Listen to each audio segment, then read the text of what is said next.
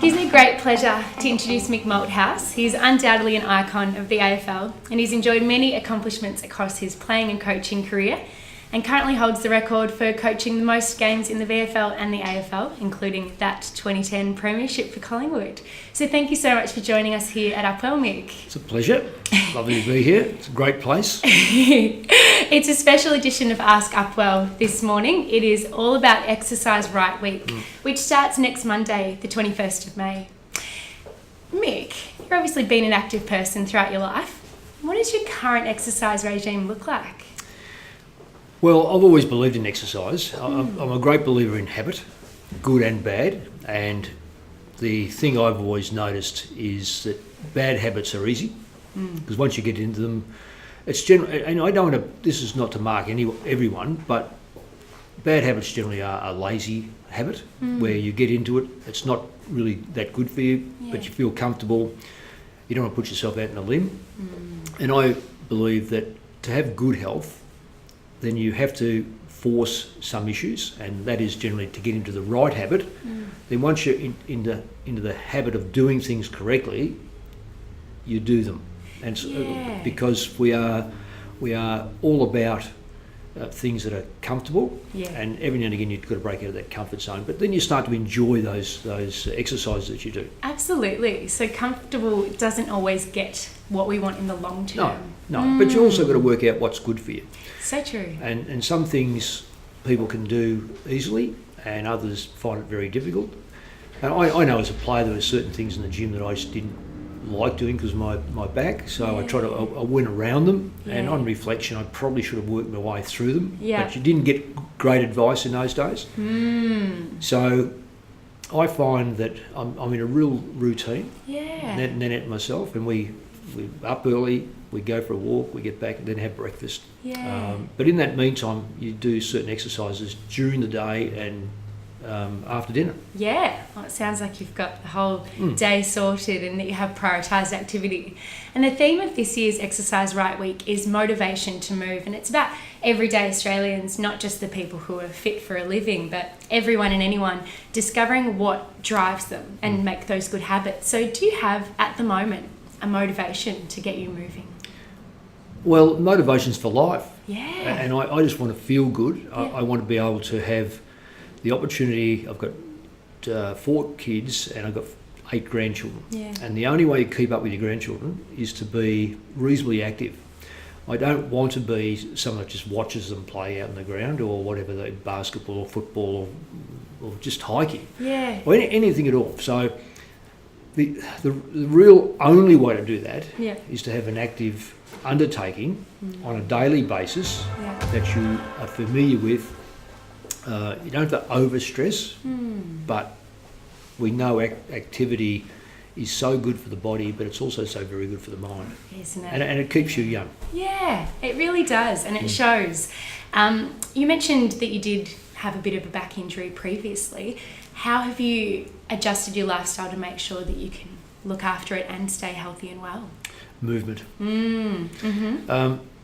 Blood supply is so important, and again I guess it's knowledge, and it's not that I've gone and studied this, it's just that I've learnt from very good people that have said that part of the regime should be a lot of movement. And I've always undertaken the thing is that whatever injury I've had, I've got mobile very quickly, because I don't think that immobility is the panacea of getting over the thing. So I have a very, very easy system that my first protocol is the alarm goes off, I get up, put the kettle on, and as that kettle boils, you can generally do a roundabout 70 odd push-ups and a few squats just to and a few stretches just to get the body mobile. Now if that's done, which I do it every day, so it's pretty easy. Alarm on, kettle on, alarm goes off, kettle on, exercise, make the cup of tea, and your day has started. It has, yes. And then dress and go for a walk. Brilliant. And then have breakfast. So straight away, and I don't reckon that's that hard.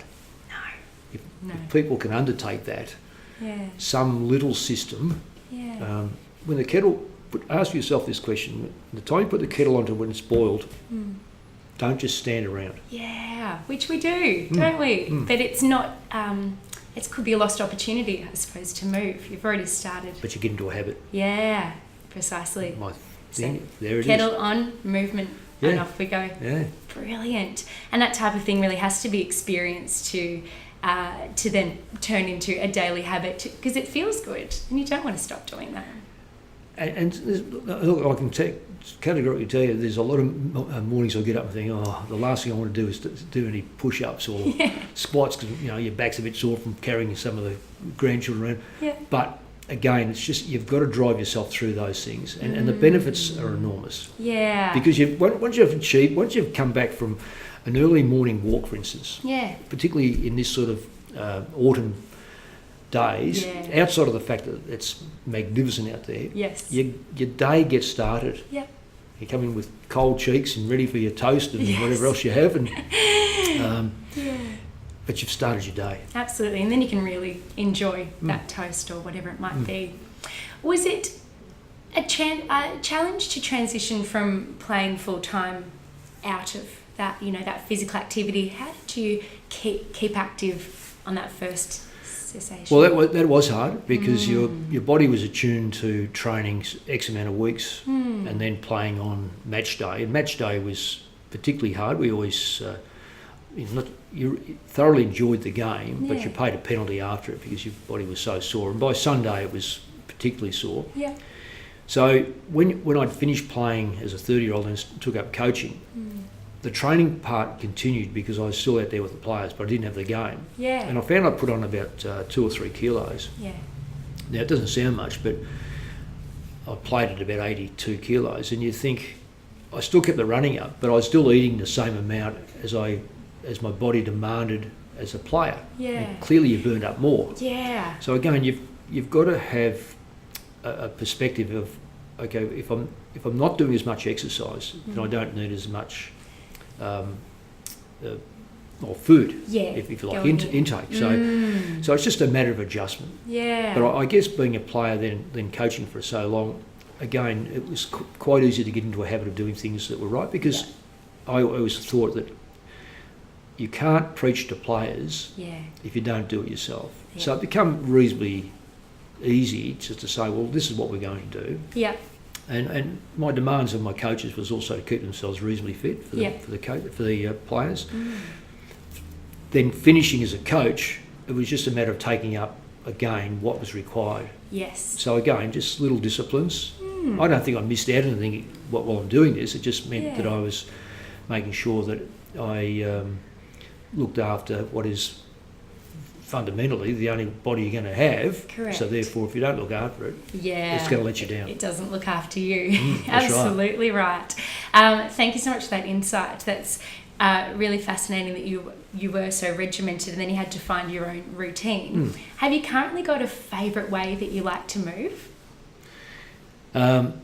Physically move? Yeah. Well, I walk a lot. Yeah. I walk a heck of a lot, and I ride 3 or 4, maybe 3 to 4 times a week, and that's just a little trail bike out for about between say 1 hour and 2 hours. Great, so good. In the outdoors, in nature, it all adds up, doesn't it? Yeah. And clearly there's going to be some really immense benefits on the body there, and we've touched a little bit on the mindset as well. Aside from exercise, have you got any secrets to keeping the mind sharp and focused? A good wife, good food, enjoy life, spend time with, I spend a lot of time with my kids and grandkids. Well, I spend as much time as I can with them, given that they're busy people. Yes.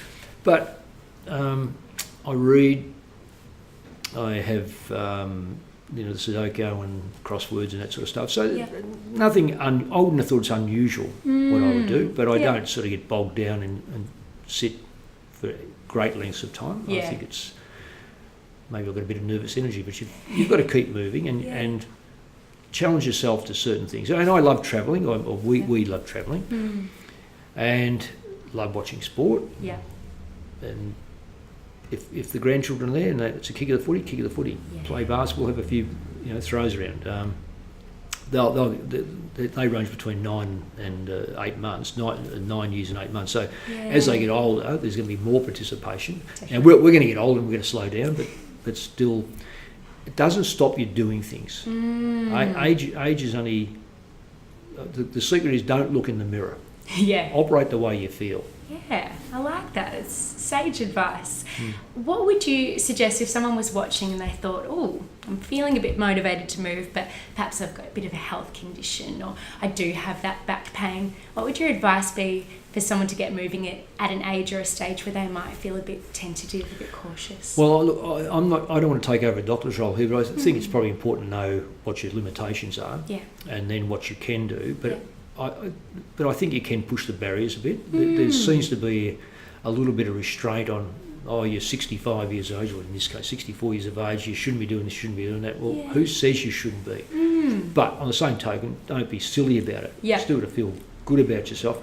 I think the whole idea about exercise to me is understand why you're doing it. Yes.